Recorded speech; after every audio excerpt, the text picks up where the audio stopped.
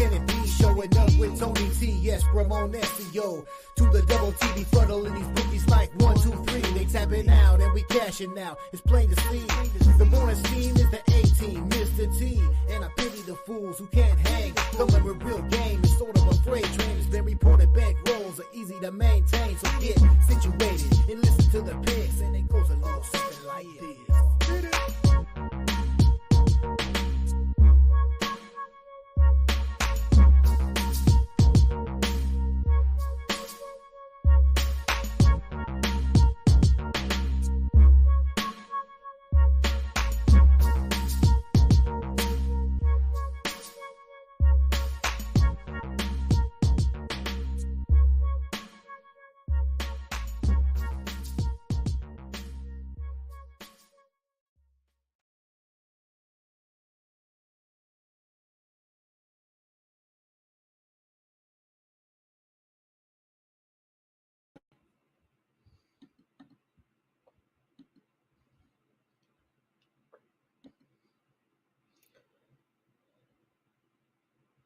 All right, there we are. Pleasant good morning to you from the sports betting capital of the world, Las Vegas.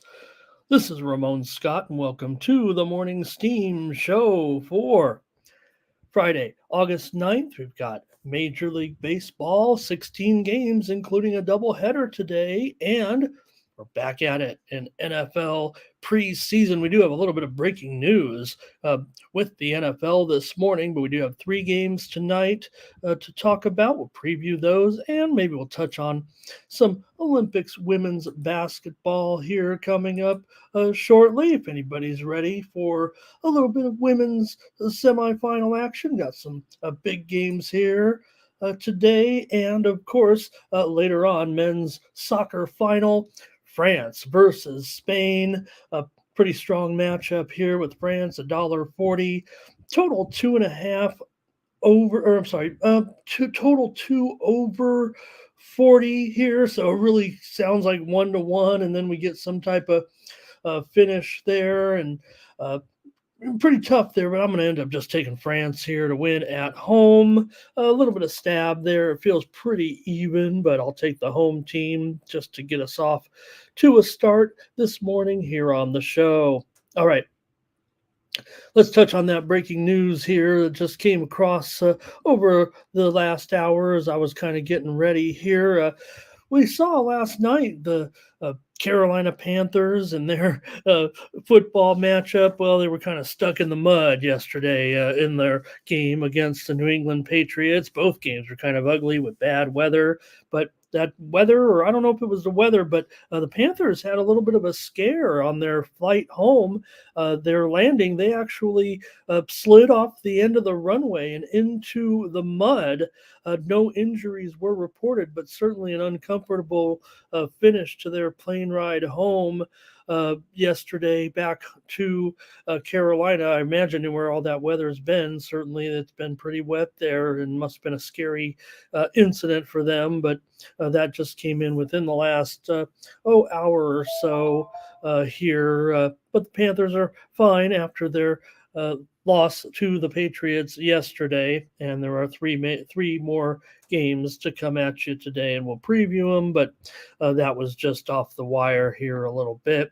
Right now I'm watching men's water polo action, and forgive me if I get a little caught up in this one, but Serbia's taking the lead, so maybe I can focus on the show here a little bit. They're in the third period, and Serbia's surged out to a 7-4 lead against the United States. And my man Alex Bowen for the United States, certainly my favorite player on the team.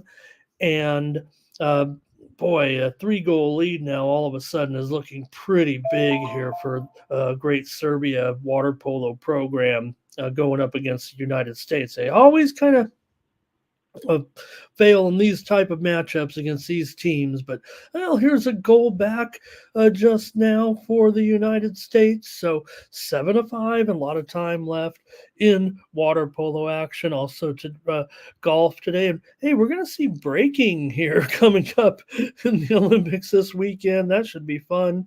It's pretty interesting. You think about that event and how it'll look. The DJ comes out and he's got 400 songs to choose from, and he picks the song, and you got to dance to it. It's kind of like a game show almost, but everyone knows the songs going in, and you've got to choreograph on the fly. Kind of, you can have your best moves. If you don't quite look in tune with the music, maybe that's how you get a penalty. So you gotta, have good moves, but you also gotta have good grooves. So maybe I could maybe take the senior breaking tour. That's going to be one of the highlights of the weekend. That new sport at the Olympics. I want to say breaking. Hey, it's pretty cool, right? I mean, it really, actually, that type of sport is really in its prime right now. But we know breaking was so many years ago. The movies were made out in the 80s and 90s a little bit, right? So how long is it going to take pickleball to get into the Olympics? 25 years from now, the hottest sport in the world. So maybe Olympics a little bit behind, but they catch up eventually. And I'm looking forward to in LA when they bring flag football with the ladies. I think that'll be pretty awesome. All right. Let's say hello to some friends here on the chat and get ready for our show. Or unless you want to talk more headlines from yesterday, including Team USA, basketball, Serbia led by 17, but Steph Curry was lighting it up. He had 18, or had 21 in the first half and 36 for the game. And Team USA came back, never a chance to cover that spread, certainly. And we got the line now, USA, a 14-point favorite against France in the gold medal game. Forget about it. Come on. USA can't cover against anybody. They'll win. It'll be dramatic. It'll be probably something crazy will happen. Kind of like it did in yesterday's game, even though it was really just a strong comeback. I hate to say, maybe, all those, the Team USA did great. Anybody can, trash talk the USA a little bit for, letting Serbia in there. Yeah, they got the world's greatest player. Did you know if you've just got maybe a couple hundred followers on X, maybe even just 20, 50, you can get in the minds of Kevin Durant and bother him to no end. So you can put a bet on Serbia and then maybe just troll him on X for a while. He stays up all night or all day or whatever, surfing X, commenting to people who are making comments about him that have, a couple hundred followers, because, that's the way Kevin Durant rolls. So he's quirky, said some nice things in the little cafe there last night, but you wonder what gets into the mindset and why these teams, this United States team, isn't necessarily completely focused on the task, make every game look difficult. There's no way they're going to cover against the home team, France. I think they'll win, of course, but why not make it exciting? And we'll preview it tomorrow, certainly, but I just want to get that out there right now. With our two matchups, though, coming up, Australia and the United States in women's action coming up really just at the end of the show here, and then we'll be rolling into women's basketball. But I got to look to Australia here to cover this one in the women's side today. For Australia, really probably the most qualified Olympic level team in the field outside of the United States, I would think, in the international field. So worthy opponent here, certainly in the semifinal. It almost feels like this is a championship game to a certain extent. We do have the other game, certainly, and I'll point it out here, but I'm going to go with Australia in this one. Here against the United States. All right. Second game today. That one, by the way, 11:15 Eastern, 8:15 Pacific, or 8:30. 11:30 Eastern, 8:30 a.m. Pacific here right when we get off the air or so.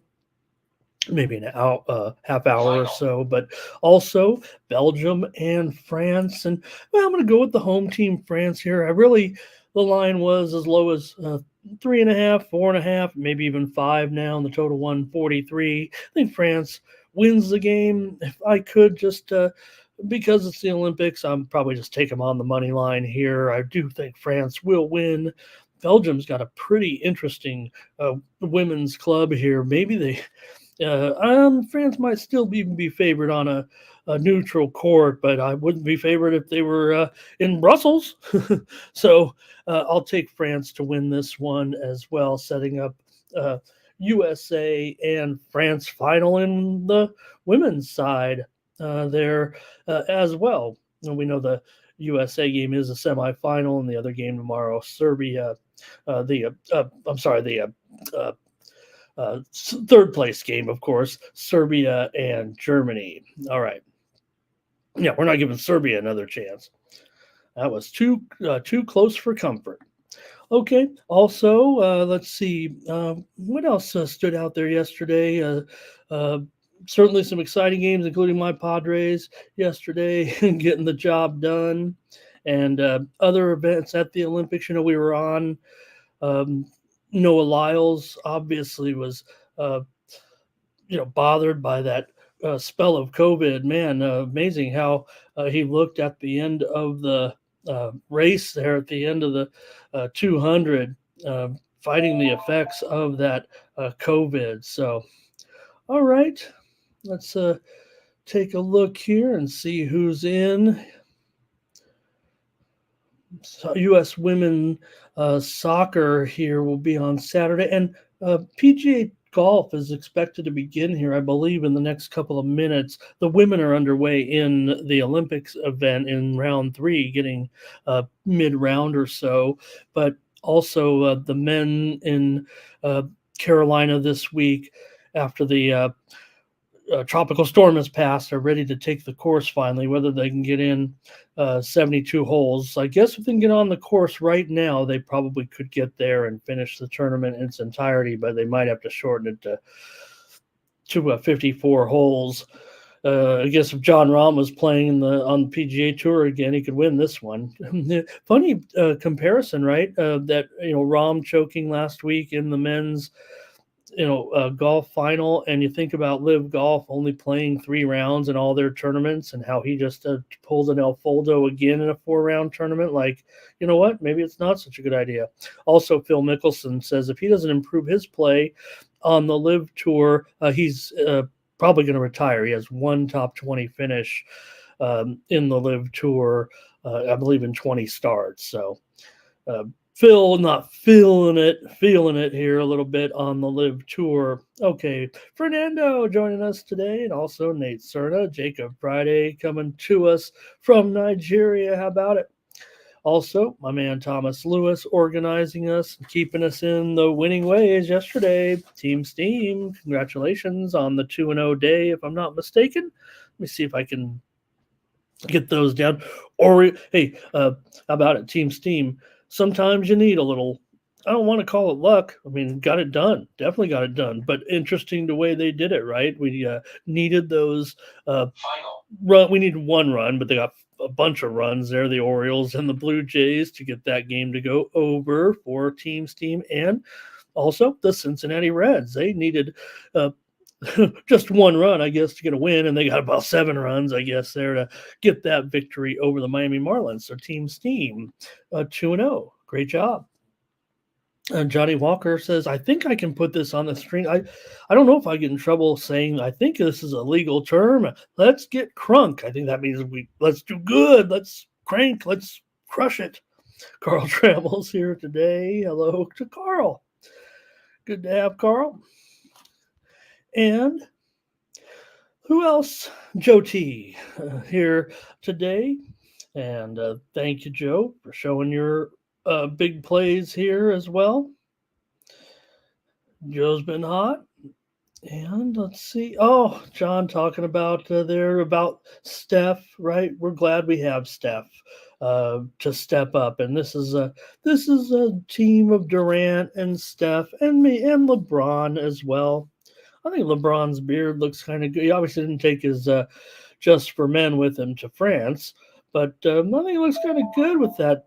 It's kind of like a brownish gray LeBron's beard. Justin, hello. Humble Mexican is here, hello. And Juice is here. Morning to Jason as well. Man, we're getting ready for our college football, aren't we?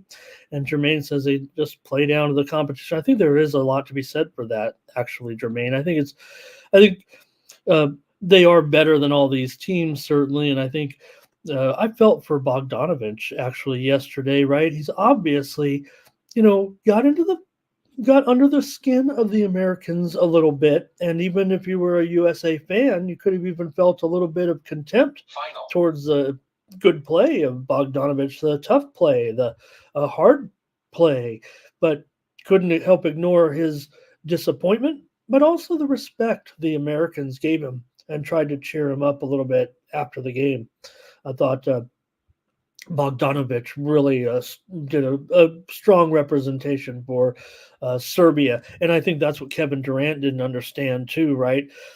Kevin Durant and all those tweet storm that he was on, win's a win. He doesn't know what the point spread is. They just need to win, right? We know the U.S. is totally, I guess, underachieving to a certain extent over there. If you're not covering spreads, that's how we keep score here. But it bothers Kevin Durant that, people from the United States are giving props to Serbia for their fine play.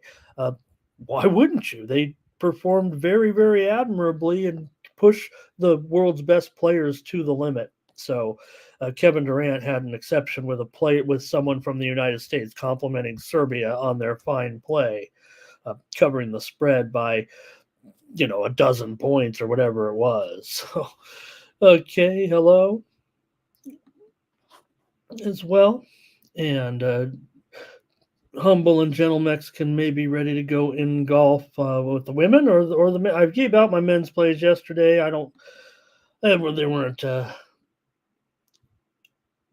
anything to write home about. I don't know why I say it like that, but maybe I could roll them out here again. The tournament's just about to start. Wyndham Championships. I've got my top play on Aaron Rai, 30-1. Aaron Ray to win. I've also got a top 5 play on Sung Jae Im at 7-2, and I've got a top 10 play on Robert McIntyre at 5-1. Those are my 3 plays at the Wyndham Championship.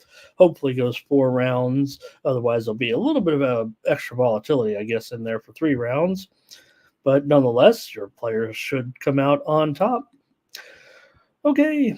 And John says, any prediction? I'm going to take France in this one, John. I'm going to take France here. They're the home team. They're minus $1.40 on the 3-way. Maybe I would just take France to win the gold medal here is what it feels like. And, okay, I think we're going to get a visit here. Let me see if I can't manage this one here real quick with Stephen Duncan, get him on the show here to join me and help me out a little bit here today with all these baseball games, a 16-game card we're going to get into here in just a moment. I'll send this to Steven, and then what we'll do is we will go over to tonyspicks.com and see who did well. There you go, Steve. I just sent it to you. Appreciate it. Give me a moment. I'll leave you backstage here maybe for a moment while I cover the winners over at tonyspicks.com from yesterday. Let me please do that and take a look at what everyone's doing here on the website. All right. It was a big day yesterday for a lot of cappers. I know that, including Mindy Hahn on top of the handicapper leaderboards for yesterday. Great job there. She had a 9-5 day, big card, big performance. Tiffany Mance, part of the 2 old ladies at Bet Consensus. Strong day right there. 3-0 for Tiffany. Brandon Check there. 3-0 day as well. Jonathan Solo Malone. He's not solo there because I'm 5-2 also. Great job, Jonathan. Both of us went 5-2, and he got me by $5. So he's going to deluxe 5 dimes. And I'll just have to go with a single. All right, here's CJ Sturgeon, 2-0 on the day. Nick Lagaretto's 4-2. Joseph Schultz, 3-1 there. Ron Crawford, 4-3. There's the two old ladies that bet consensus for all their wins. They had a 2-1 record on their consensus plays. And there's OG Cappers, VIP, 1-0. Tim Irwin, 1-0. Hollywood Sam, Ruben Marlboro, 2-1. Look at this deep handicapper leaderboard. Also, Tony's Picks, VIP, Ron Hahn, and Bo Dunn, all in the green yesterday. Last 7 days, it's Nick Lagarettos on top of the handicapper leaderboards, nearly 6 units of profit. There's Brandon Check, 5.25 units. Joseph Schultz is up nearly 5 units. Scott Doubles Shooty up 4.5 units. Tony's Picks VIP up 421. Last 30 days, it's Daniel Wolasachuk up 16 units. Scott Doubles Shooty up nearly 10 units. Brandon Check up there, 731. Joseph Schultz is up 7 units, and Nick Lagarettos is up 6 2/3 units. You can click on the All Cappers tab to find the handicapper of your choice, and click on their handicapper profile page, and that's how you get signed up. Here today on Friday, I've got all ready for you my 3-pack of NFL preseason football. I think it's a great opportunity. I'm big in the preseason, and I might have a higher percentage of preseason plays than I actually will in the regular season, just because of the breakdown of the schedule. And I think there are advantages to be had. So check me out over at Tony'sPicks.com. Get my Friday night 3-pack for $25. Use the promo code TonyT at checkout. Save 20% off all premium pick packages here on Friday. And also you can get those from my man Stephen Duncan. Hi, brother. Good to see you today. And got more NFL action tonight and Major League Baseball. What are you going to be up to today? And well, hey, I'll give you the greetings here in a moment, but maybe I'll let you get some sales in. I have a three pick package. Put it in last night. That's all I've got right now. And I probably will be putting another package in. I kind of like this card.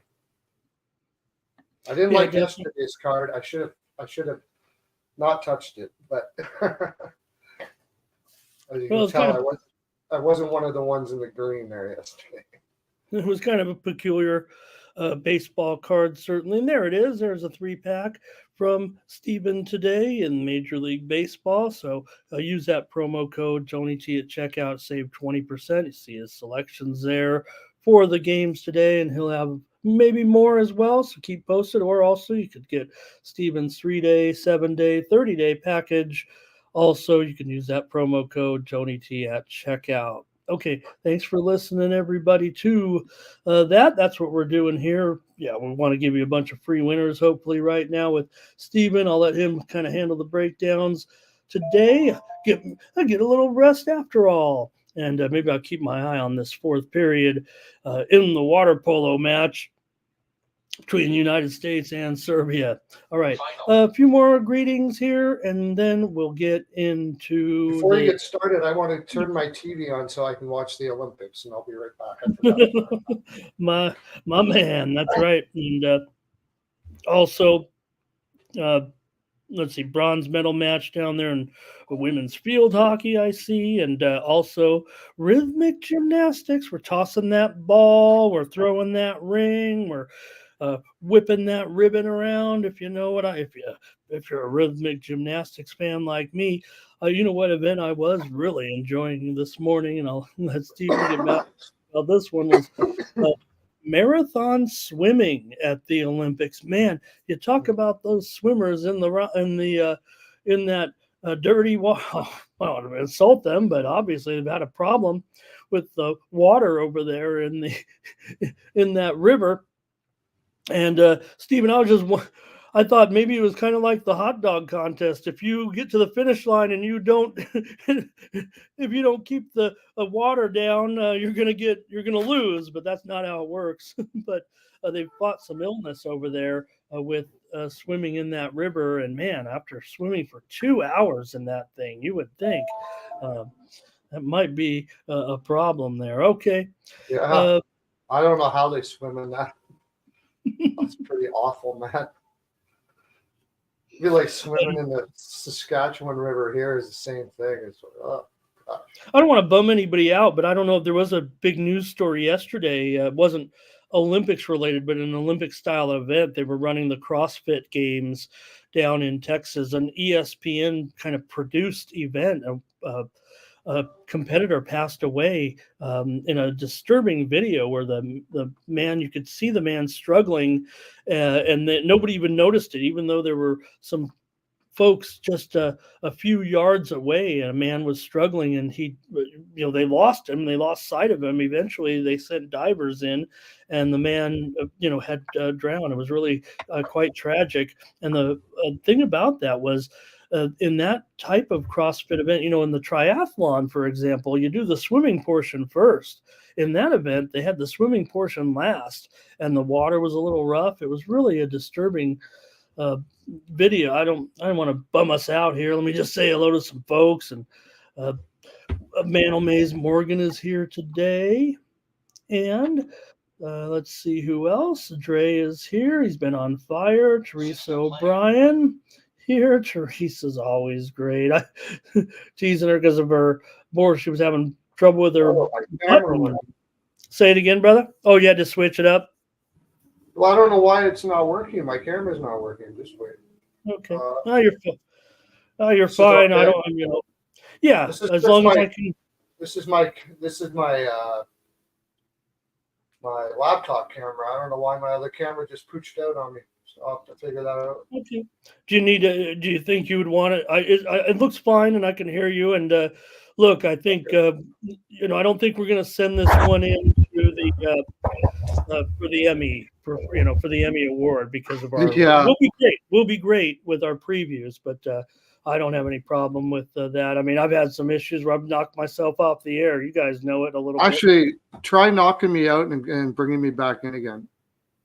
Okay. Do you want for a real quick, or do you want to I didn't even give him a chance to listen because I hit the button so quick, but I think that's what he means. I'll give him 1 second there, and I think he. I don't know if he was going to cancel it out. Let me just say hello to a few more people. I'll bring Stephen right back. I want to say hello to Roscoe Dubois here today. It's okay. I think that's Thomas. Wow. Okay. Oh, he's on someone else's. He was having trouble as well. I think there was actually, they were talking about, wasn't there some type of what happened to my camera? Okay, I see you though just fine. I see you in okay, that's all right. I'll just go without it right now. Okay, figure it out later. Prophet's living room looks terrific. Yeah. Just because you're on Mars, that's okay. I can hear you. Look great. All right.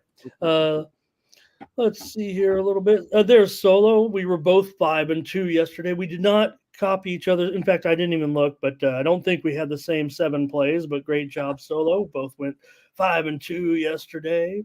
And I'll just have to know that Thomas is using Orozco Dubois' phone. So, Thomas, tell Orozco thank you. And I love his name, actually. Frankie Diamond's here today.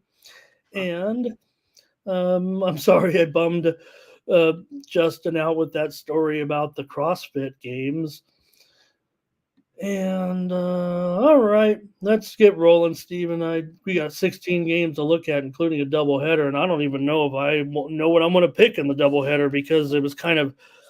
I think we knew the pitching, but let me get it going here with our game 1. It's a day-night doubleheader, so we'll break it up for the purposes of the preview and talk about game 2 in the regular order.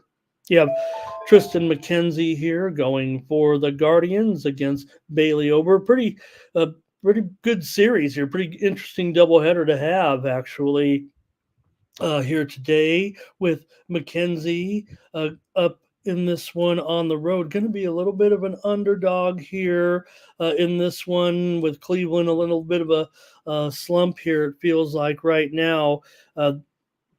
Cleveland's lost 5 straight at this point.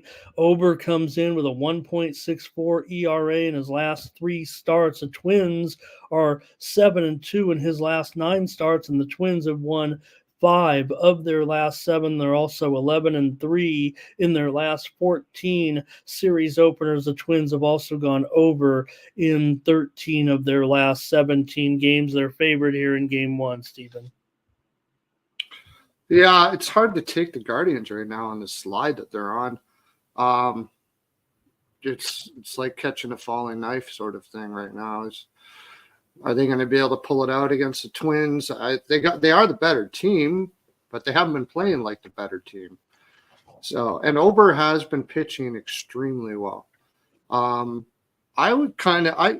think I would probably lean the Twins, but I think the under might be good here. The Guardians' bats haven't been going very well, and Ober has been pitching really well. And McKenzie's a good pitcher, so I would lean the under in this one. I always kind of like unders in doubleheaders. Here, I'll pivot though, just because you did take the total, and I think the sharps will also be on the under. Let me see. I think it's actually. I want to make sure I have the right total there on the screen at 8, because I know we've seen pressure to the under here. No, still 8/15. So I'll give out the Twins as my play as a small favorite here. Stephen will take the under. Let's see. I don't know if the chat's ready to go yet here in this one. We got juice on the Guardians. It's a doubleheader, so I think also there may be some reluctance here. Today. We'll also, what I'll do then, let's see here. Jermaine says, crazy game, Minnesota 0-5 against Cleveland, and I'll just let Thomas know that I'll call out any consensus that I see and help you out a little bit, Thomas. If maybe you could just jot them down and finish it up at the end if you can't type as much in with someone else's phone. Thank you for everything, always, man. You're my main man there in the chat. You've done a great job assuming that role. All right, here's Frankie Diamond on the Twins. Nate is already on the CFL game, and I was trying to save it for last. And want to say, hey, what do you think? Let me answer this one. What do you think about the Serbian national team, even though they lost yesterday? Do you think they are a great team? I do. I do think Serbia is a great international basketball team. They were up against a team, the best team in the world, that runs, 12 players deep with professional talent. Well, Serbia is just not as deep, but they were awesome yesterday. So if Kevin Durant, hey, I'll send you the link as well, sir, if you want to come on and defend how you guys played in that game. I have no problem. We were all cheering like heck for them to come back and win that game, especially those of you that might have laid that second half with the U.S. yesterday, Stephen, a little bit. I know that was probably a pretty popular play there at halftime, and I think the U.S. ended up, I think they were -3.5 or 4. It might have been right on there eventually, they actually crushed it in the second half, but they weren't minus. They were, and I think for the game, they were 3.5 or 4 at halftime. All right. And saying that France, U.S. saying, let's see, the U.S. will meet France in the finals. Yeah, we discussed that certainly, and that France's EuroLeague players are NBA level. They do have definitely some NBA. Well, obviously, they have one of the best NBA talents in the world. So, all right, let's keep it rolling though here. We're getting to the evening action already here with the Angels taking on the Nationals. Hey, I had the Angels yesterday as a premium against those Yankees yesterday, Stephen. Angels all of a sudden look like they're playing a little bit of ball here, and they're going to be obviously close to a toss-up here against the Nationals today. In fact, the move looks like it's been slightly here to the Angels in this one. The Nationals are still a slight favorite here with Parker, $1.15 going up against the Soriano. So definitely just looks like an interesting line to me. I don't know if I think I want to try the Angels here again. Soriano, 3.22 ERA in his last 4 starts. Parker's looked pretty good here. And like I said, when he first started coming on the scene a little bit, I like what I see from Parker. Last 2 starts have been really effective. This is his 21st start of the season. The Nationals have lost 11 of their last 16 games. They're also 2-8 In their last 10 series openers, they've gone over in 10 of their last 13. I don't know. I'll just call it out right now. I'm going to be probably on the Angels. Maybe I'll grab them on the run line. Let me hear what you have to say, sir. Well, I have a premium on the total here, so I'll leave that alone. But I'm with you. The Nationals just haven't looked good. The only thing is Parker, like you said, I think his last 2 starts have been really excellent. But I don't see that keeping up like that with him. He's not a consistent enough pitcher for me, and I like Soriano better. So, yeah, I'm gonna take. I got to be the same as you. I'm taking the Angels here at plus money. At the very plus 100, I think it's pretty much. I said I just made a mistake there. Whatever I said about the run, I'm not taking the run line. I'm taking the Angels to win. Of course, I'm not laying $2. I'm going to take the Angels as well. I just can't trust Washington right now. They're just not playing well enough. Oh, here! I took yesterday on that Angels play. I did have them on the run line against the Yankees. That's what my brain was thinking. But I'm taking the Angels today. I'll take them to win in this one. And hey, hit up Steven's premiums there for that total today. Maybe I should have given a little total out, but or maybe let me write a note here. Ask Steven about the total after the show. Okay, here we go. Next up. Oh, let me get the chat. The most important thing on the show. Here, good morning to Chad stopping in. And also, let's see here. Jermaine says Nats shouldn't even be favored. They might not by the time the game starts. It feels like Jermaine, actually. Justin has Joe at L going over. Joe T likes the over. Duly noted, Joe. Tariq says he likes the Angels and he sees an under here. Frankie, Angels run line. And I don't know. I don't want to. If Frankie was listening to this tailing me, I'm going money line, but maybe he likes that run line minus $2 here. Juice took the Angels last night, and Jermaine with our day of the week. See, I don't mind the Friday trends a little bit. Fernando says still pouring in New York. What a week we've had with weather everywhere, it feels like. And those football games were pretty dreadful last night, actually, I thought, with the weather. I actually went over in the Lions and Giants. I had the under in the Panthers and the Patriots. We did give out the winner there with the Giants yesterday over the Lions on the show. Let's see who else. Fernando's got the under. And Fernando might lean to the Nationals. Also, let's see. Teresa, I think that means Angels.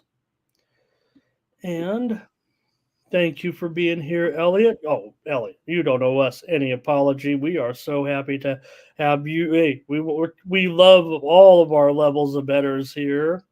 And I think I am the guy to go to here for less experienced bettors. I think I can chat with the sophisticated bettor and also give good instructions. So thank you to Elliot. All right. I think that, and Jacob here with the Angels, Dre on the under. And thanks a lot for that. Okay. Next up here, we've got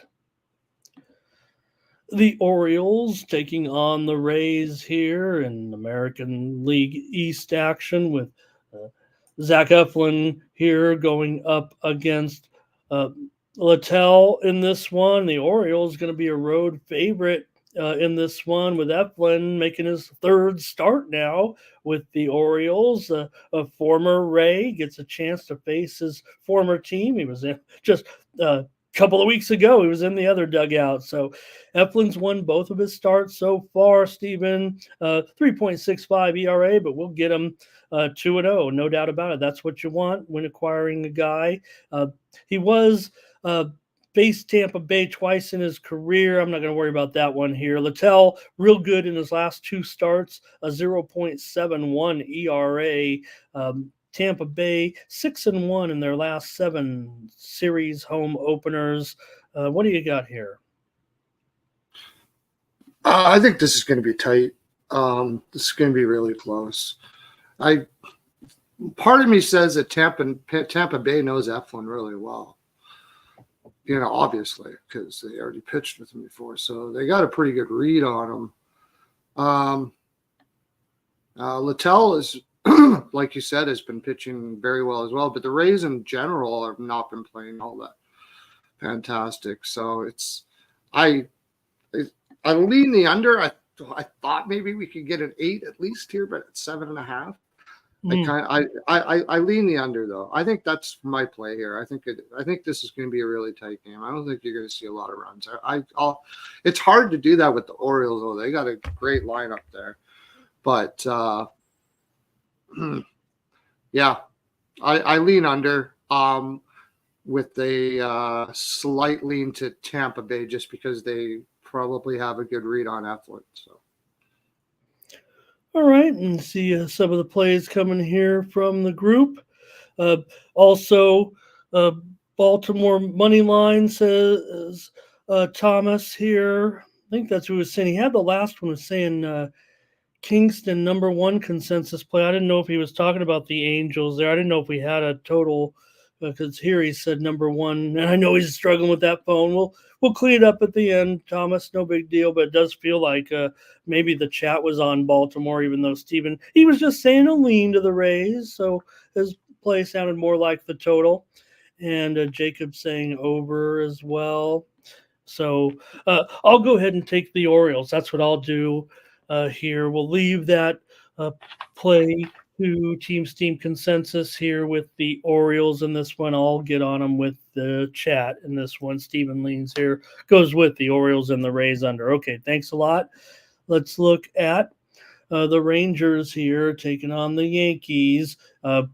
Yankees, pressure's on, obviously, right now. You got Carlos Rodon here, pretty big favorite, obviously, in this one against Bradford and the Rangers. Bradford's 3-0 in his last 4 starts with a 2.78 ERA so far, but really all those starts were back in April. He just had the one start last time out, but was a good start. And Rangers have dropped 8 of their last 12. They're 3-12 in their last 15 road series openers. Rangers have gone over in 11 of their last 14. The Yankees, well, they've kind of cleaned up that mess that they got themselves into over the last couple of weeks, and now all of a sudden they've won 8 of their last 11. They've also gone over in an uncanny 30 of their last 41 games in this one. So pretty big favorite, though. In fact, that 170 might even be a little bit stale right now. I'm showing $1.85 at Bovada. Widely reported steam did come in on the Yankees just as we were going on the air. Yeah, you just heard the trends, and I'm not a big Rodon fan. He hasn't been pitching too bad, but he's fairly inconsistent. Bradford, I think he's going to have a tough time. The Yankees have been killing left-hand pitchers, if I remember correctly. So I like the over.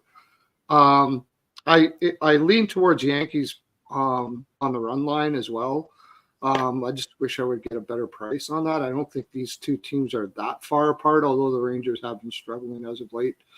But I think we'll see runs here. I like the over. I like the Yankees. We'll take them on the run line just because that line's gone up a little bit. Maybe the Sharps know something here.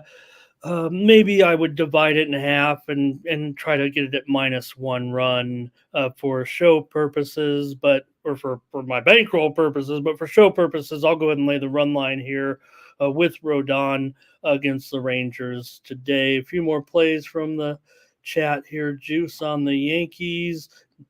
Dre on the over. Frankie does like him on the money line. I don't mind even $1.85 here. I would think I'm okay with it. It's not going to be a premium for me.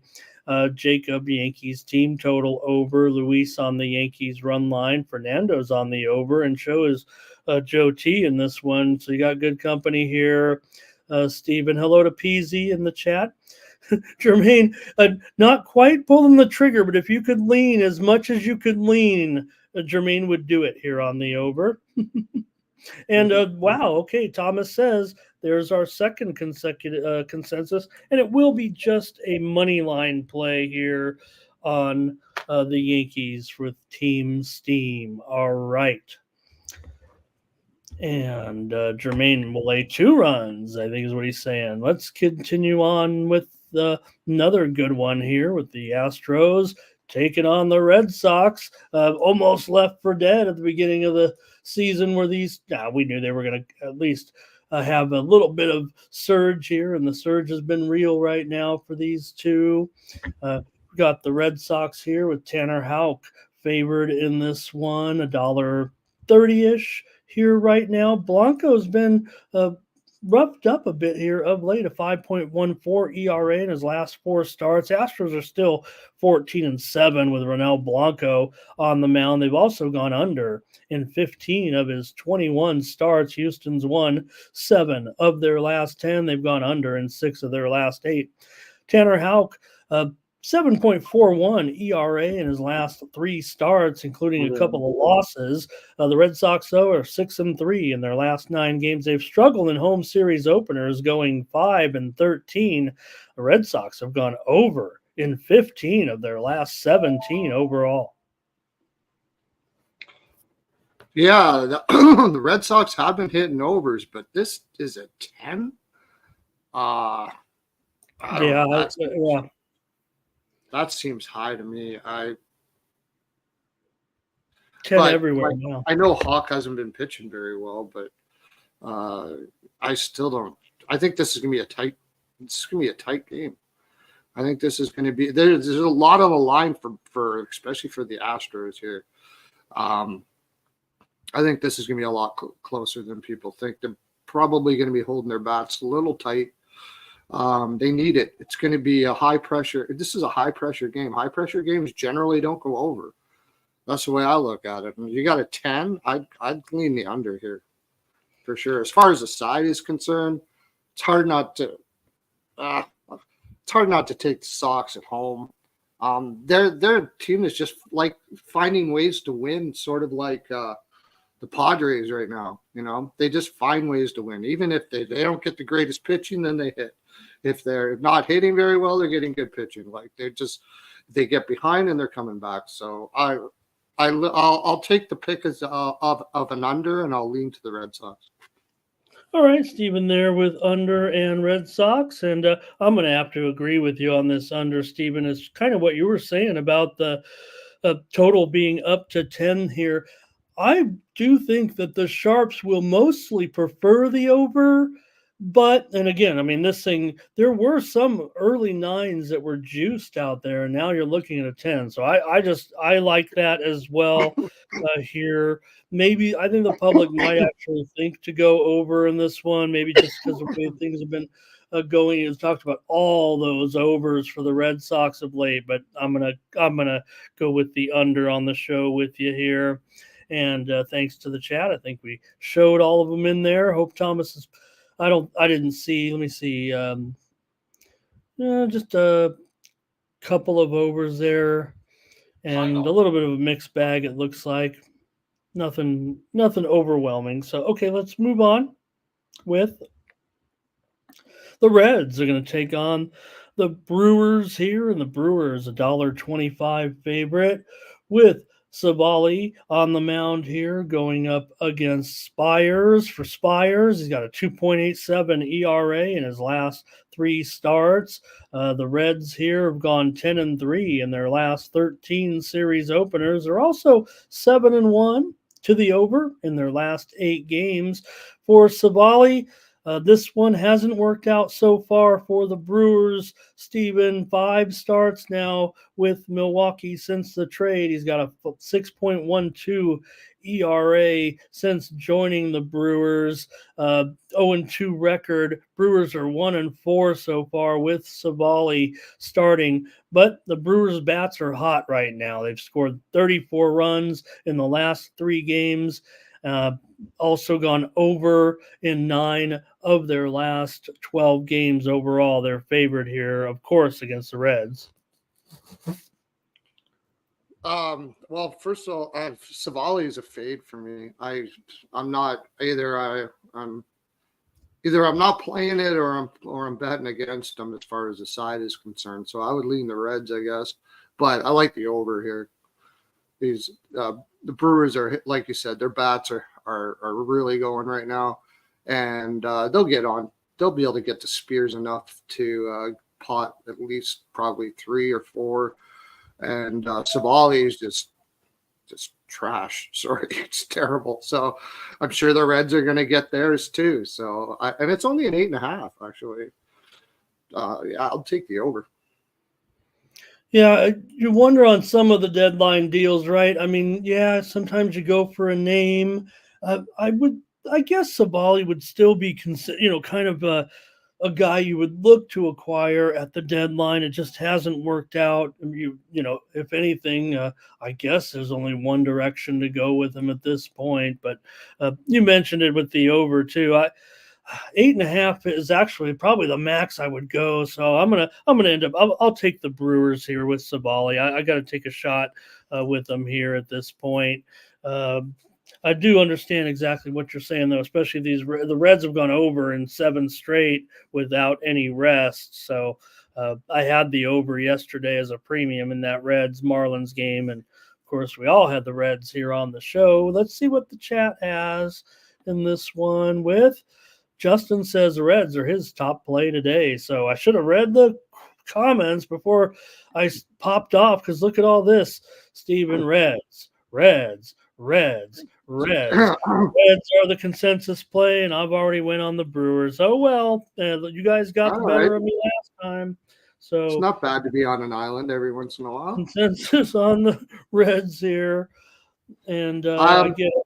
Whatever happened? I'd like to. I wonder if Savali has maybe been fighting something all year or something like that. Because I think he's a better pitcher than what he's shown this year. But he's just had a really brutal year. Consensus. Yep. Consensus play here on the Reds. I guess I'm on the Brew Crew. Steven's on the over. All right. See, I do. Once in a while I end up, on an island, like you said. All right, Jermaine says they're due for a letdown, and Solo on the Reds. Wow, you guys. I created this show, I didn't create it, but the tempo of the show is to get all the chat comments in there, and man, what am I doing here? Fading my crew. Oh man. All right, here we go. Guardian, this is game 2 now of the doubleheader. I think I do have the line here. I'll fill it in with Cobb and Louis Varland here. And Varland is up to $1.45 here at Bovada, 8.5 under 15 there, but most of the other books are over. I'm going to call it Varland 140. And I'll call it 8.5 flat. Obviously, with this being game 2 of the doubleheader, maybe players will wait, Stephen, here for the results, of game 1. I can tell you a little bit, certainly, about these guys coming in for the Guardian. I think with Cobb here, this is his first start of the season, so we'll see what we get from Cobb, the former Giant. I think everybody knows Alex Cobb, 28 starts last year for the Giants. I mean, this guy's been around the block, certainly, here. For Varland here, a 7.77 ERA in his last 5 starts and an 0-4 record, but we haven't seen him since June 11th. So these guys are just trying to piece it together. A little bit sketchy. It feels like this game, man. I'm not touching this game. I'm not touching this game. I take the plus money, I guess, if you want to play it. But I don't like this game at all. I don't know how much they're going to have for bullpen. It depends on. I don't like playing second games back to backs for the most part, anyways. But this one in particular, I really got nothing on. So Frankie on Cleveland here. Jermaine, what is he saying? Cleveland team total over, game over, anything over. That's what I'm going with on this one. I'll go over. It's not like me to just go over on game 2 of a doubleheader, but I'm going to in this one. Tariq likes it as well. Thomas says he likes the Twins on the money line. And Joe T says you can't lay $1.40 with Louis Varland. No. Nate Dogg here today. He's got the over in this one. And, I might lay it, but I'm going to go over here on the show. We'll see what happens in game one. All right. Next up here, let me do a little producing so we look a little better here. Oop. All right. You've joined me only a few times so far. I got to be better on making our graphics here look better. All right, here we go. Cardinals and Royals with Miles Mikolas going up against Lorenzen in this one, and the Royals are going to be a slight favorite here right now in the Battle of Missouri. I know St. Louis has been a little bit better, but still Royals at home here right now. Granted, maybe they've shown a little bit of give here towards the latter part of the season as they're trying to hang on, but Royals have won 7 of their last 10. They're 13-6 in their home series openers. They've gone over in 10 of their last 14. In his first start with the Royals, he gave up just 1 run in 5 2/3 innings. Royals didn't give him much support in that game, and they lost. Mikolas has a 5.06 ERA in his last 3 starts. He's gone under in 4 of his last 5. Cardinals have dropped 9 of their last 15, and they're 0-8 in their last 8 series openers. Steven? Yeah, I don't know. I don't know. Well, I guess, the Royals have been kind of fighting it a little bit, but I got to go to the Royals here. Cardinals, Mikolas, really, the only team he seems to be able to beat on a regular basis is the Cubs. I had him last time he went there. And Lorenzen, since he's come over, has looked pretty good. So, yeah, I'll take Kansas City. At that price, I think that's a pretty decent price for Royals at home. I better look to see what the chat's doing before I give my play. I will say this, Mikolas has faced the Royals twice, 17 innings pitched in 2 starts, nearly 2 complete games. He's 2-0 with a 0 ERA. Yeah, but his numbers are still, has not looked good.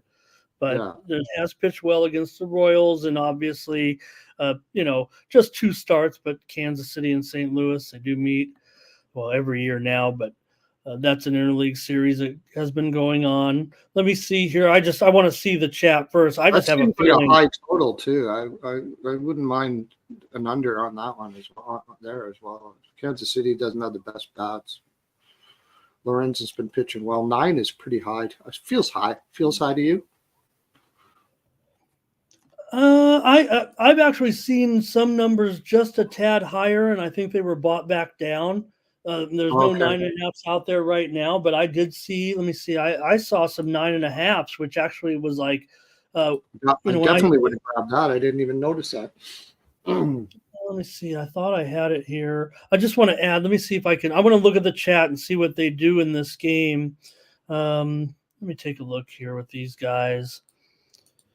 Where are we at here? Here we go with Tariq started us with the Royals. Trey is on the over. Frankie's on St. Louis. I thought the Royals would be a heavy play by the chat, but maybe not. There's Frankie on St. Louis. Juice is on the Royals. Jacob, team total under. Thomas is on the Royals. And let's see here. Teresa says the Royals are rolling. And Fernando on the under here. Okay.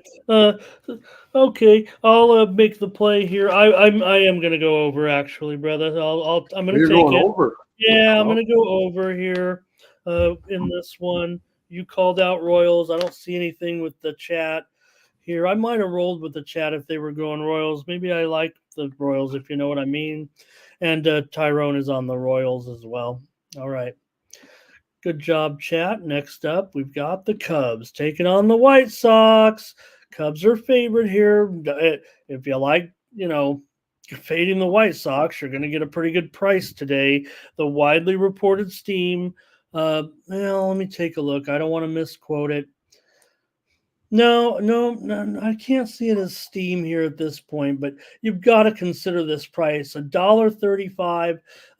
To me, it just says that Crochet can still be very, very competitive long into this game, even if the White Sox can't win. He's pretty good, and he can keep you in the game, even if the team uh, first game for the new White Sox manager, Grady Sizemore. Shout out to Thomas Lewis, talking about a Cleveland legend. Well, kind of. I like Grady Sizemore, and we'll see how he fares as the interim manager. His first game here with the White Sox after Goofy got fired. So, all right, I don't know if that goes into your handicap here because right now, with their new manager, they're 0-0. So there's no losing streak. Yeah, you take that new manager angle, but I just can't get behind the White Sox. I can't. I would lean to the Cubs, but I more than that, I like the under here with 8. White Sox don't really have the greatest bats. Talon has been, he's been serviceable for sure. And against that lineup, he should be able to keep the score down. And Cubs aren't really don't have the greatest bats in the world either, and they're going up against a great pitcher. So feels like an under to me. For Garrett Crochet, he's actually been a little bit, I don't think he's hitting the wall necessarily, but 5.29 ERA in his last 5 starts, and he's managed just 17 innings in those 5 starts with a couple of losses. So maybe the season's getting a little bit long here right now in that one. White Sox have gone under in 3 straight. Cubs 2-9 in their last 11 road series openers. I'm going to take the Chicago White Sox today on the money line with Garrett Crochet. I'm going to give them a fair start, right? I'm going to throw everything out the window here. Try the White Sox today as a dog on the show. Let's get the comments. If they're on the Cubs, here they come. Look at this. You're going to get some White Sox here. Juice and me are going to be White Sox. Tyrone says, though, easiest play of the day there. Solo was on the Royals in that last game. Here's Frankie on the White Sox run line. Justin on the White Sox money line. And hello to Biggie in the chat. Thank you. Thomas says White Sox run line here for him. It might be a consensus way we're going. Jeez. Wow. Let's see here. Jacob on the White Sox here today. Wow. All right. Like that first manager, the first game of a new manager is a pretty good angle usually. I thought about it, but I don't know. Leave it to Jermaine to make us try to find the new manager angle. All right, and let's see. I think maybe he's leaning toward him on that comment, but all right. And Thomas says it doesn't take much for me to realize it's it might be our first White Sox consensus play here of the season, and maybe I'm getting us in trouble, but look, if we're ever going to take a spot on them here, I think this is kind of the place to do it. Okay, no, Jermaine says just lay the Cubs. Remember what he said back in the beginning? I remember now. He said Cubs all the way. So Cubs to roll here for him, but sounds like we're on the White Sox a little bit. Let's have a little fun. Go White Sox. Okay, and let's move on to the next one here with the Braves. The Braves. Oh, man, the Braves. Ooh, it's getting a little hot under the collar right now, Stephen, for the Braves here, and you're going up against a Rockies team that, well, maybe if there's a one type of spoiler team right now, it might be this Rockies club, and you got, when they're at home, you got the Braves coming in here, feeling all this pressure now all of a sudden with a 5-game losing streak, starting a rookie pitcher here who's just had 2 starts. Both of them were losses, and now he's got to go into Colorado. Now, Gordon's been pretty weak here, 4 starts, and the Rockies are 0-4 with Gordon so far, and they've dropped 9 of their last 13. But the Rockies have won 5 straight home series openers. They've also gone under in 12 of their last 15. Yeah, I'm going with the Rockies here for sure. Braves have just been struggling hard. You got a rookie pitcher, first time in Coors Field. I think Gordon will probably get hit up a little bit too, but the Braves bats haven't been very good. This might be a good tonic for him to build up his confidence. So, yeah, I'm going to take Colorado. Atlanta has lost 8 straight games when favored after a home loss. I'm going to go with the under here in this one at 10.5 over -120. I like that too, actually. Yeah. Yeah, I'm actually seeing I got some 11. I got an 11 here. So, yeah, I'll take the under there too. Yeah, it wouldn't surprise. DraftKings opened at 11.5 under 15. Now they're 10.5 over 15, but definitely can get some juice down 11s out there right now. I'm going to take the under. I'll grade it at 10.5. That's okay. Steven said take those Rockies, and I will take the under. And let's see from the chat as well with Rockies for juice.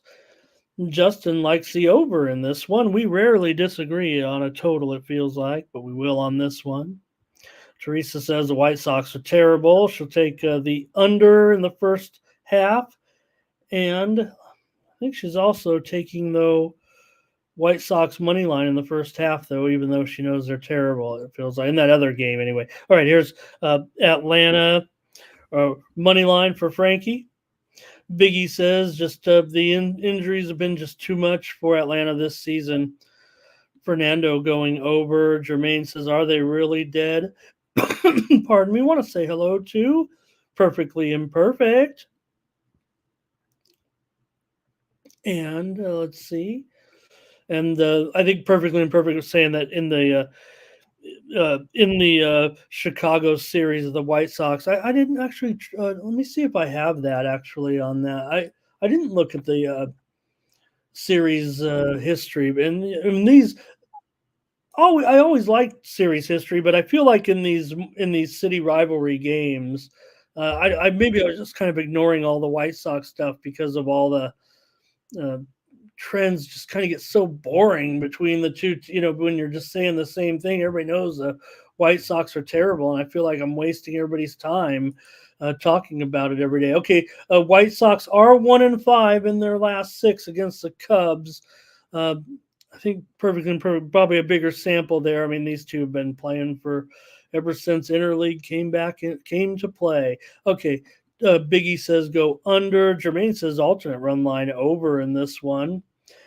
And all right, I think that might be it for that game. There's Teresa on Colorado. Look at those emojis. That looks like Colorado to me.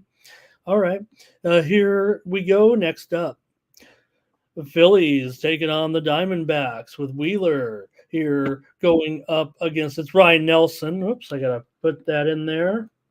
Nelson here for the Diamondbacks. The Phillies are going to be favored in this one right now. So let me pop it back up here. There we go.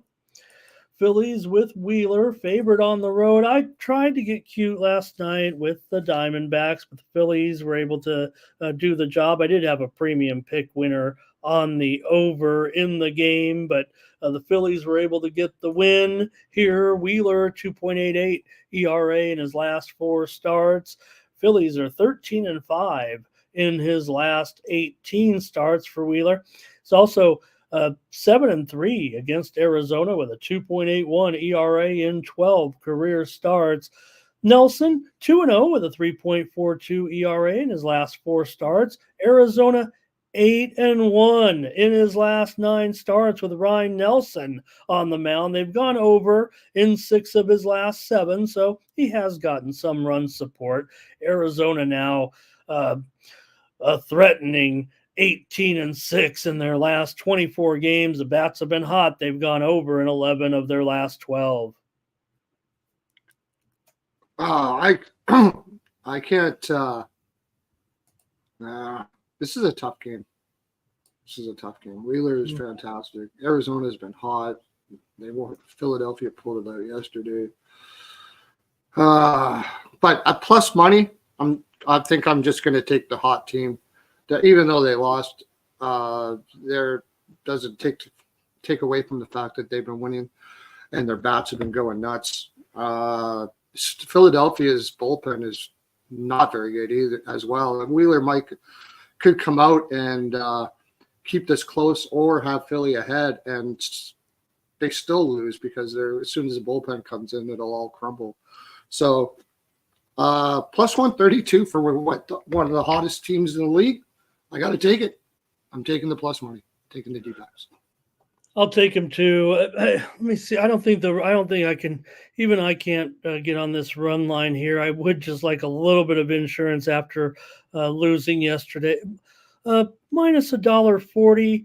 Well, you gave it the seal of approval too. I'll roll on the money line with you, but I don't mind $1.40 here. I want to go with Arizona again, and tell you what, if they would have won yesterday, I probably would have rolled right back with them with a premium. So let me take them on the show with you. Let me agree with you one time here, Stephen, please. And we'll take Arizona, I think. Let's see who the chat has. It feels like they might be on Arizona here as well. Well, no.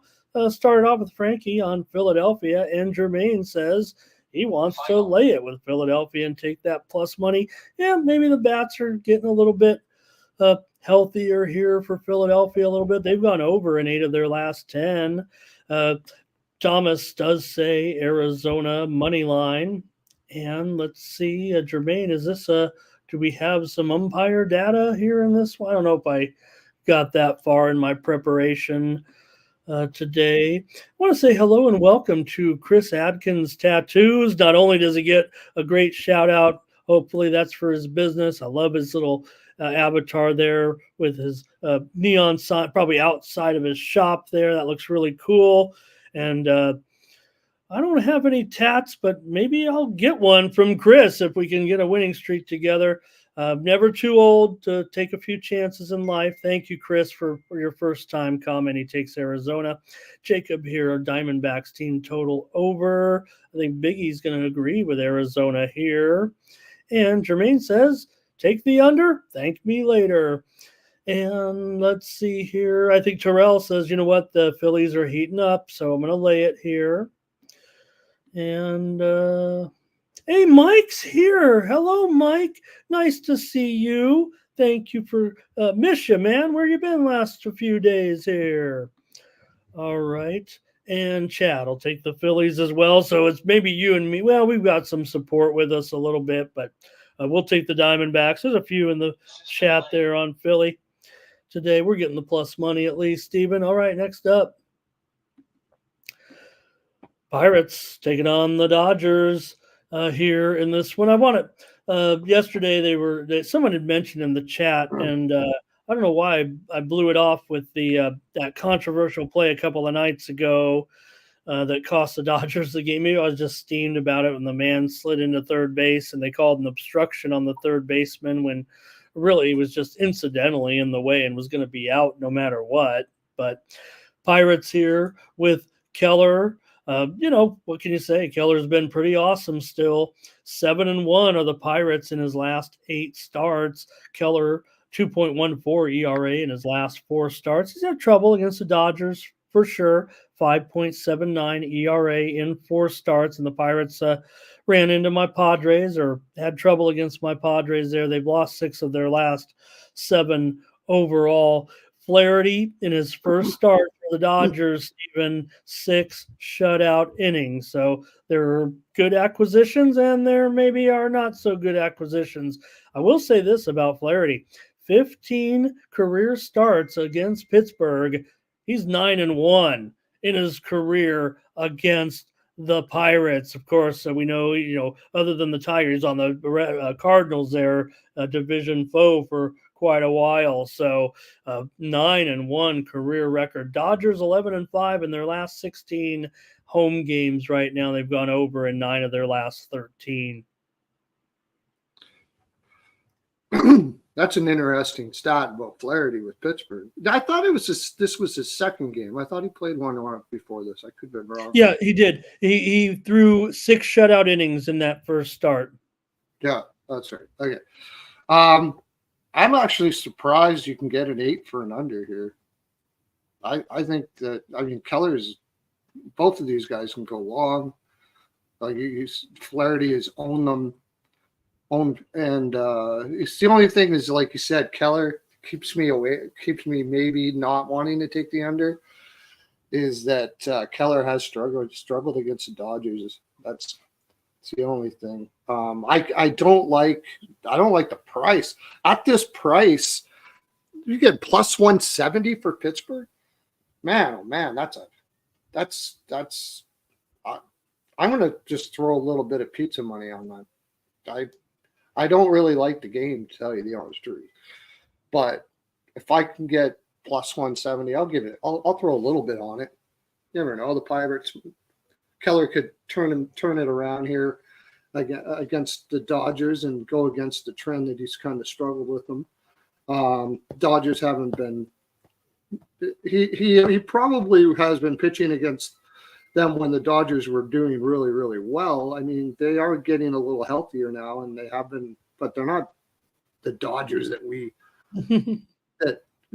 think of the Dodgers being as right now.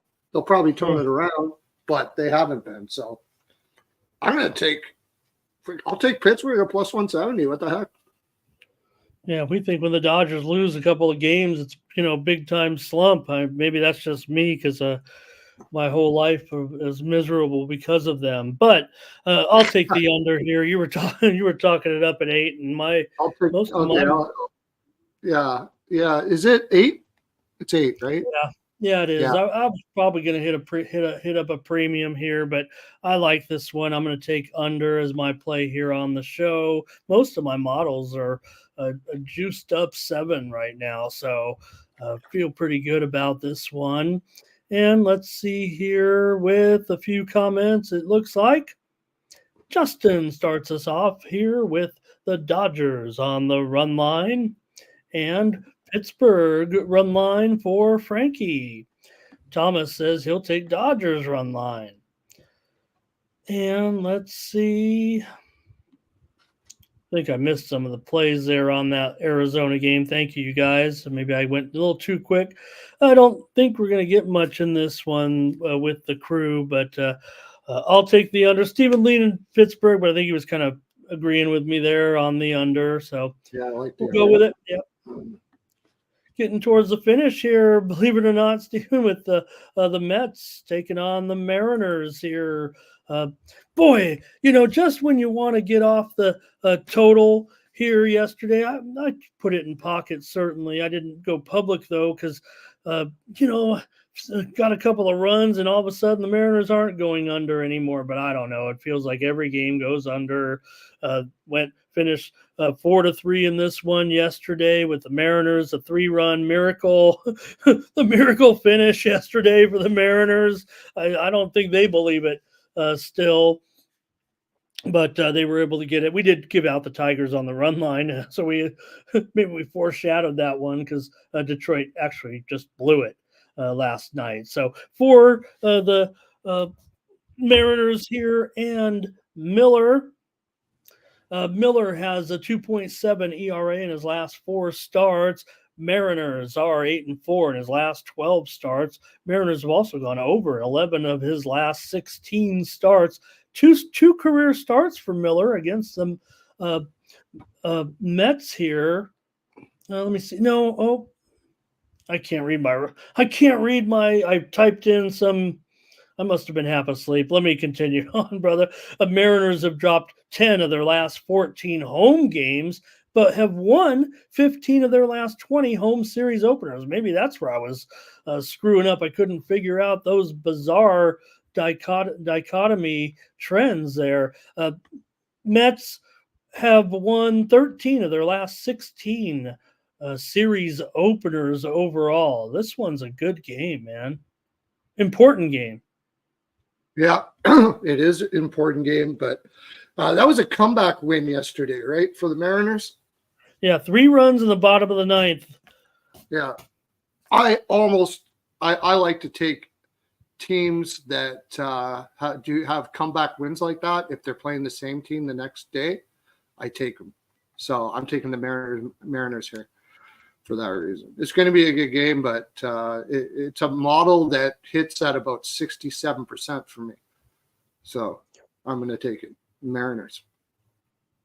Widely reported steam did come in on the over here. That total, I've got to update it here, especially if I'm going to go with it on the show. And I was, like I said, I was kidding in a way because I always almost want to think these games are going under, but I'm going over with this one today, and with it all the way up to 8, I can only give it out on the show. I can't go. I was going to go premium at 7.5, and I was like, still a Mariner home game over, but I'm going to go with runs in this one. Let's see what the chat has here with the Mets and the Mariners. Not too much here. Maybe Frankie goes under.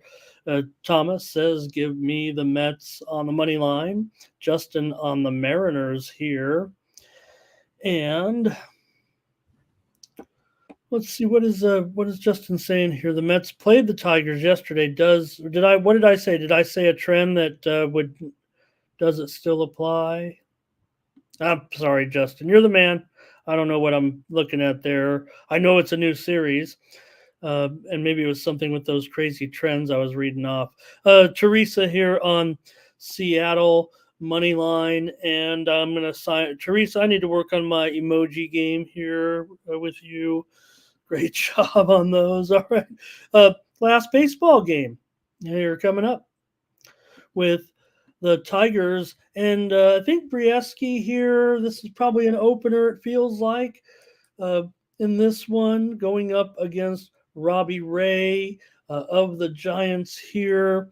Let's take a look here with Ray, a 4.4 ERA in 3 starts now since coming back this season. Giants won 2 of those 3 games. Giants have won 10 of their last 13. Does the National League West just win every game they're involved against other divisions right now? The Giants are 8-3 in their last 11 home series openers. They've gone over in 5 of their last 6 games.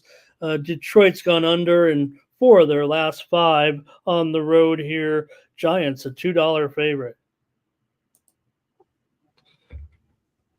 Oh, sorry, I was checking something out. I made a mistake. I forgot Mariners were playing the Tigers yesterday, so my whole spiel didn't make any sense. Oh, is that what it was? They were okay. I wasn't calling you. Yeah.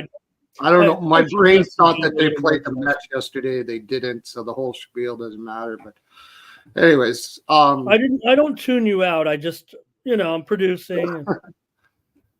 Apologize. Apologies, brother. Go ahead.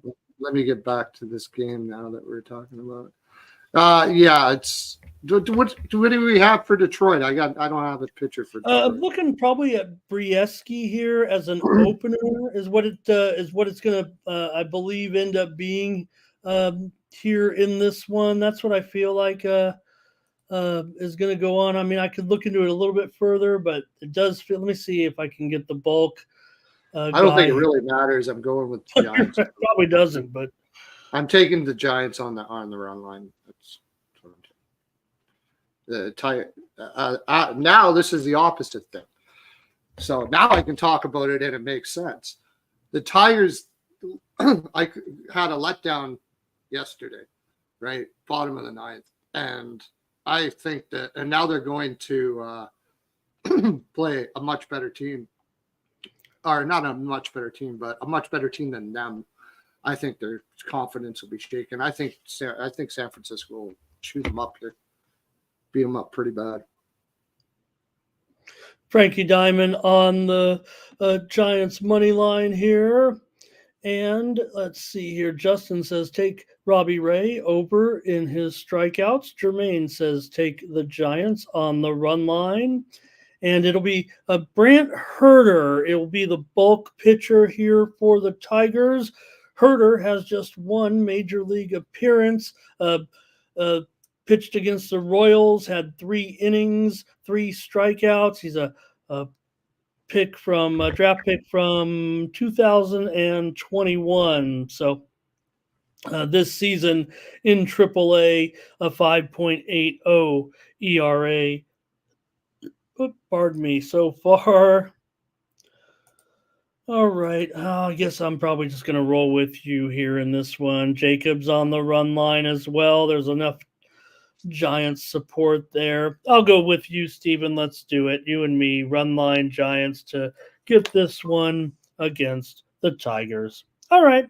That's it for Major League Baseball. Steven, if you want to stick around, I'm going to talk about the 3 football games tonight. I don't know if you checked out I don't know if it was action last night. It wasn't very thrilling. I know that.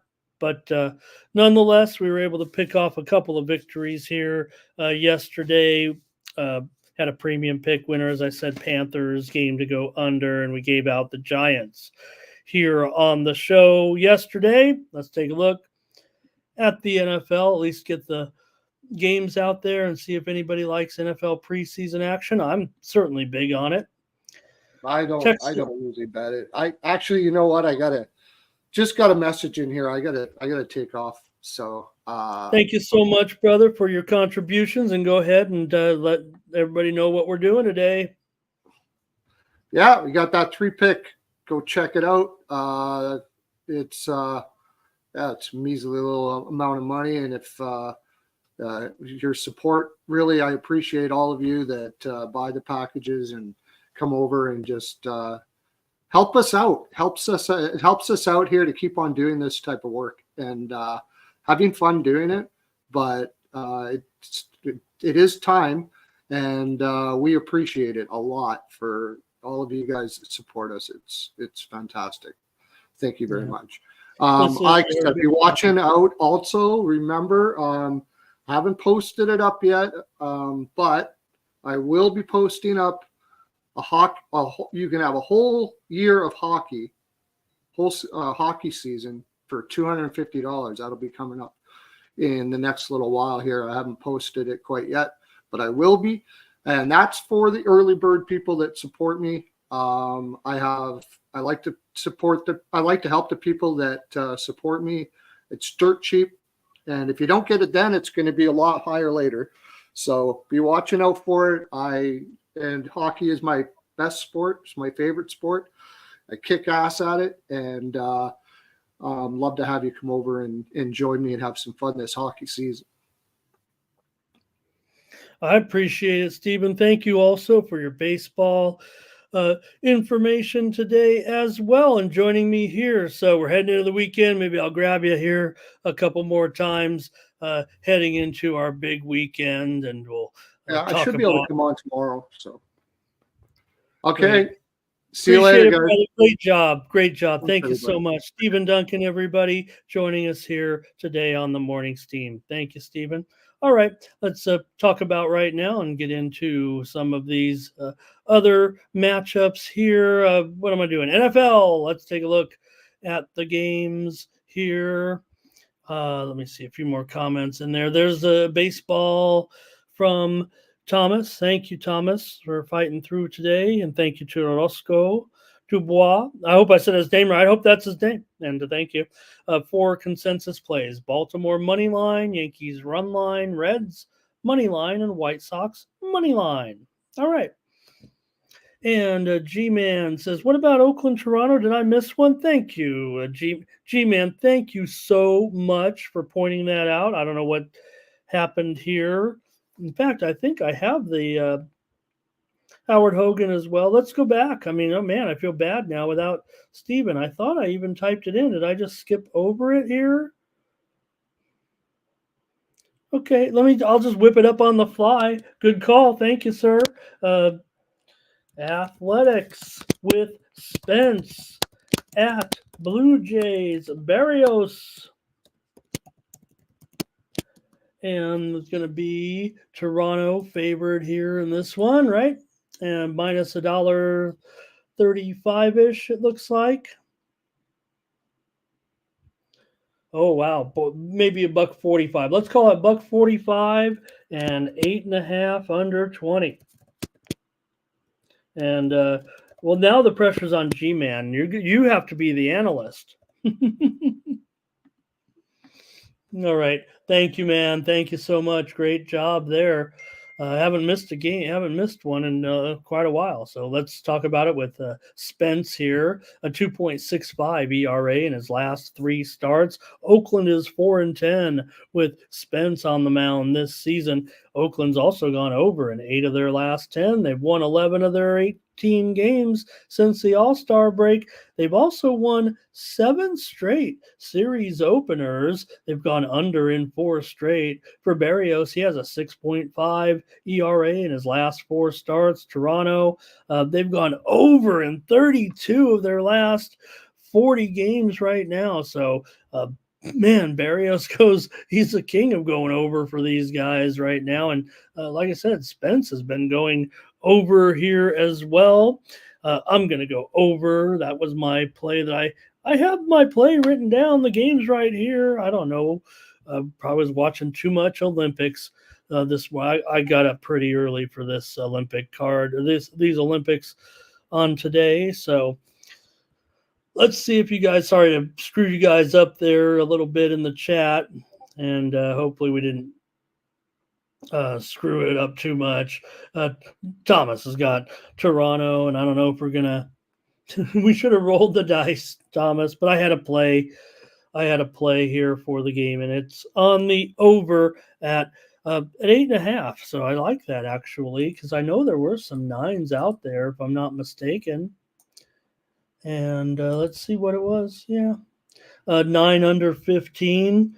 9 under 15 at Bet Rivers, 9 under 15, 9 under 20 at Bet MGM, and the sharps are all over the under. So, whoa, excuse me, sharps. How about Rooker for a home run? And hey, look, if you got Justin touting Rooker's bases over, and you got Nate Dogg calling for a home run, maybe Rooker's our guy today. That for player props, that's about as big a consensus as you're going to get from Team Steam Chat. Although I do want to thank everybody here. We'll get to the football here now, but on the show, we did get over 100 live views on the YouTube, and throw that in with the Twitter, and even my 2 friends on Facebook, and having a pretty good day. I'm pretty happy with the show. So let's talk about the Texans and the Steelers here. Look, the favorite is flip-flopped in this game with the Texans here against the Steelers. And why? I mean, look, maybe the Texans, yeah, are they the better team going into this season? Sure.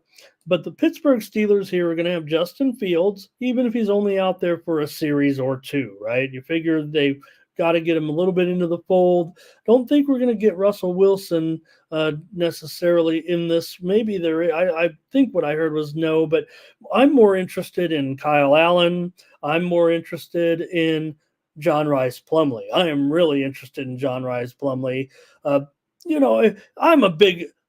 know this guy's kind of, people you either like him or don't, whatever. I think he's one of those cool guys. I mean, look, he's obviously a great baseball player too. I mean, look, how many guys could start quarterback in 2 great programs like you're in the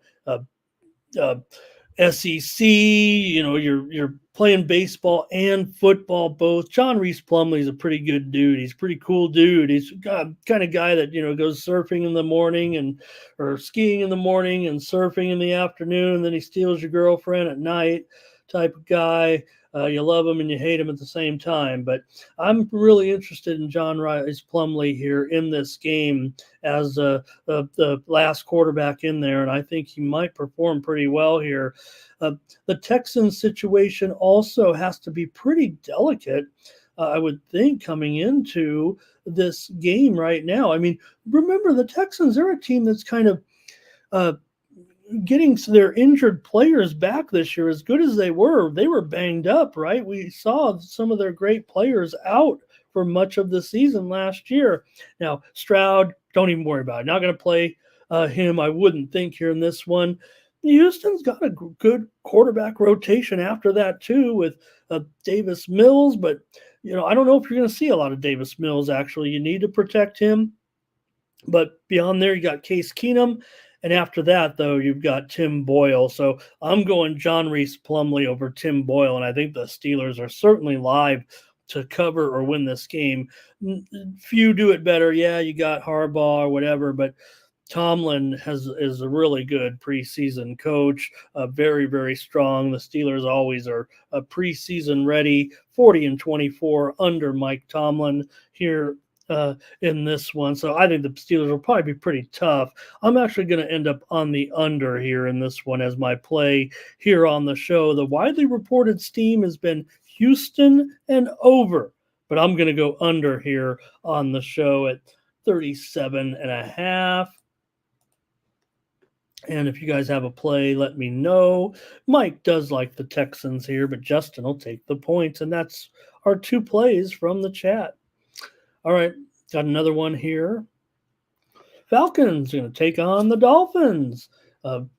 Pretty cool, pretty interesting here, certainly, with Atlanta. Look, Kirk Cousins. Okay, I get it. You bring in, a quarterback like Michael Penix, and everybody wants to start a quarterback controversy. There's no controversy. The starter is Kirk Cousins. Let's be real here. But maybe we will see Penix for more than just a series or two because of him being drafted by this team. I would think would be the backup. Look, beyond that, you've got some nice quarterbacks here for Falcons.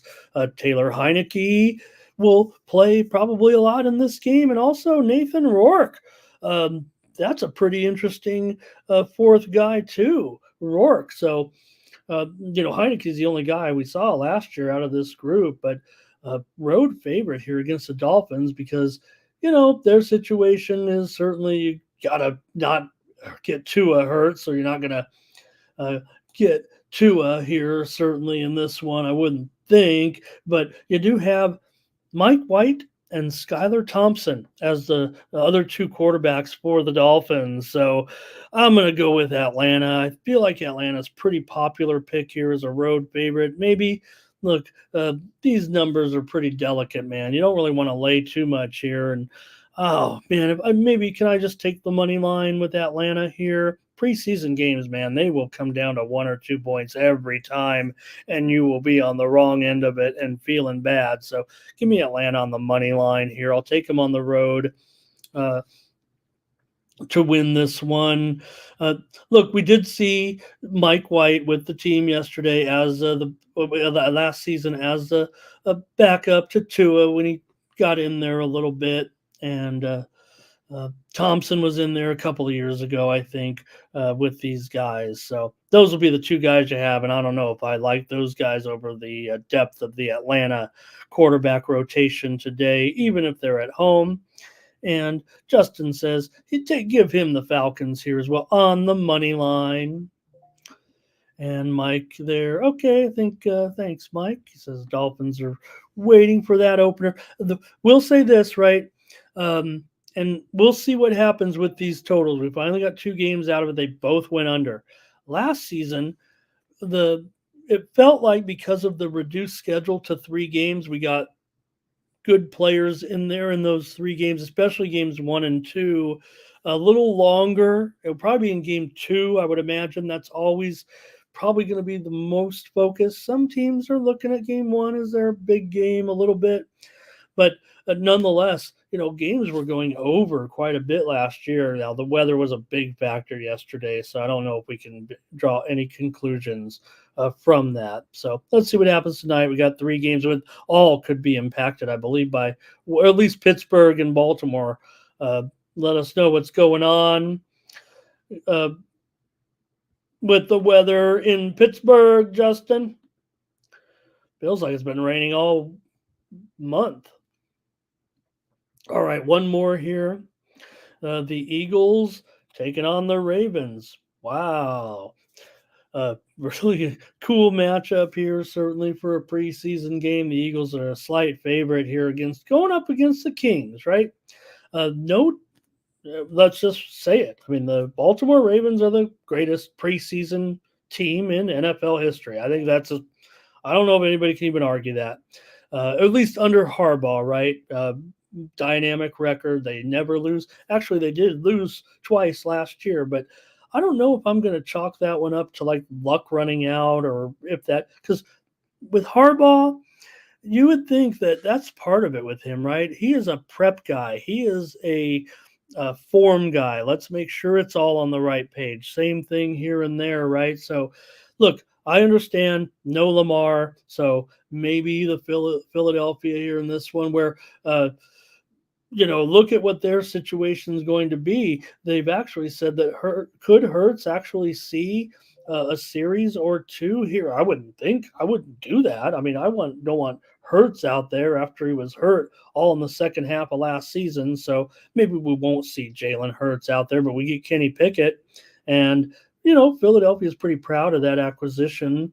But were we really ever sold on Pickett anyways with the Steelers? So after that, you've got Tanner McKee, Will Greer, who's actually listed, I believe, behind McKee on the depth chart. I kind of like Will Greer better, but I don't know if I like him as much as I like what you're going to see out there for the Ravens with my man Josh Johnson. I mean, come on, he is the king of, he's pretty good in preseason, right? He's been playing preseason games for several years here, it feels like right now. Now, beyond that, Devin Leary, Emory Jones, it's not a great situation for the Ravens. And I think that's what people are kind of pointing out here with Philadelphia, that maybe, just maybe, this depth at quarterback will help them a little bit. And the Ravens are looking pretty shallow. But Johnson's been with 7 different teams. This is his kind of, and I would imagine we might get mostly Josh Johnson. And Sirianni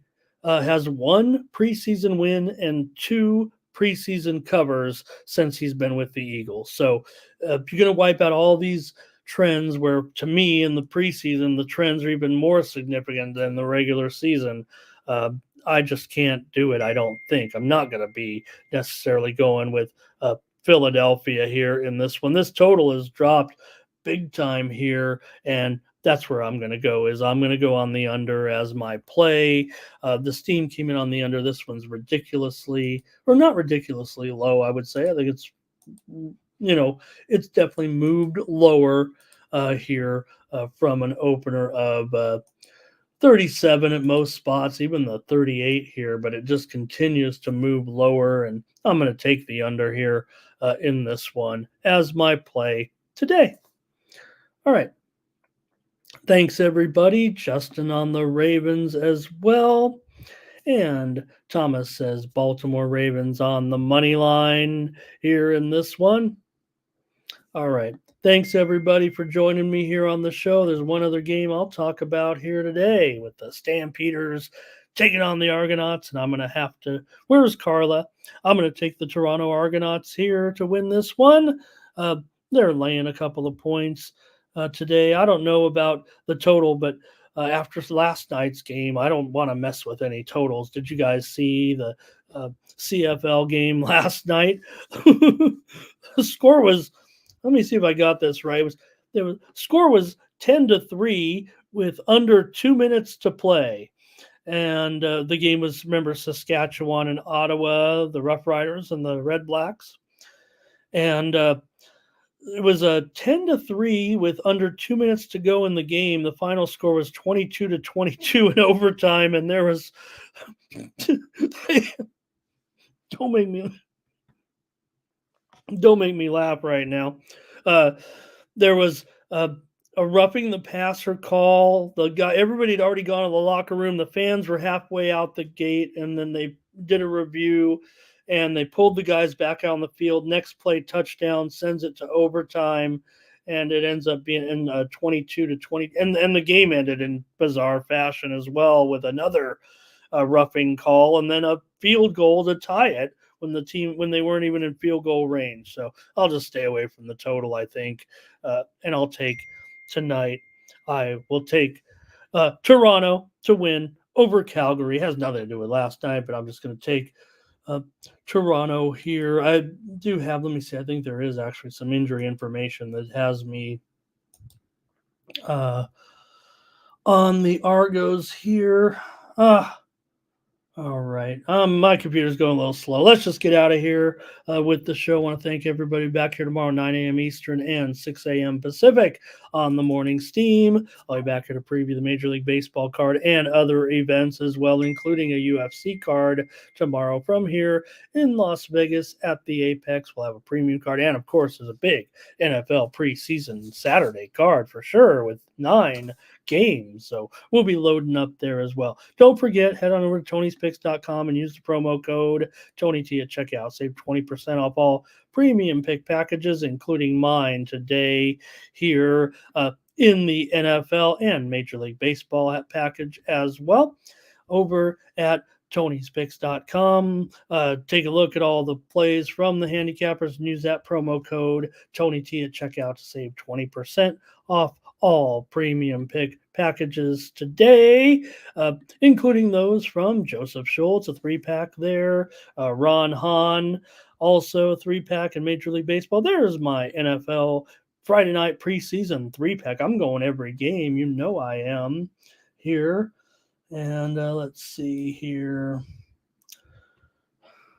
Ruben Marlborough's got a 3-pack as well. Ronnie Crawford, 3-pack. Oh, he's got a 5-pack there. Jerry Lewis, 3-pack. Ben Ruhala, 3-pack. Tony T, a 3-pack. Bo Dunn, 3-pack. You see all the premium picks locked and loaded from the handicappers at Tony'sPicks.com.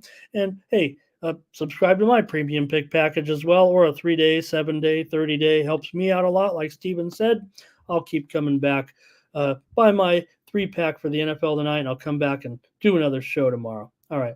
Thanks, everybody. Thanks so much. Great Olympics action coming up right now, also including USA bronze medal volleyball match right now. Going to be really exciting. And, of course, the basketball coming up here in just a short time with Australia and the United States just 30 minutes away in women's basketball action. Huge game. All right. For Tony'sPicks.com, I'm Ramon Scott. So long.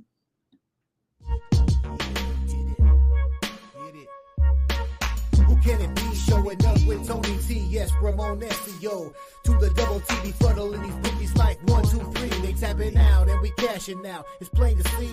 The morning steam is the A-team, Mr. T. And I pity the fools who can't hang. Coming with real game. It's sort of a freight train. It's been reported bank rolls are easy to maintain. So get situated and listen to the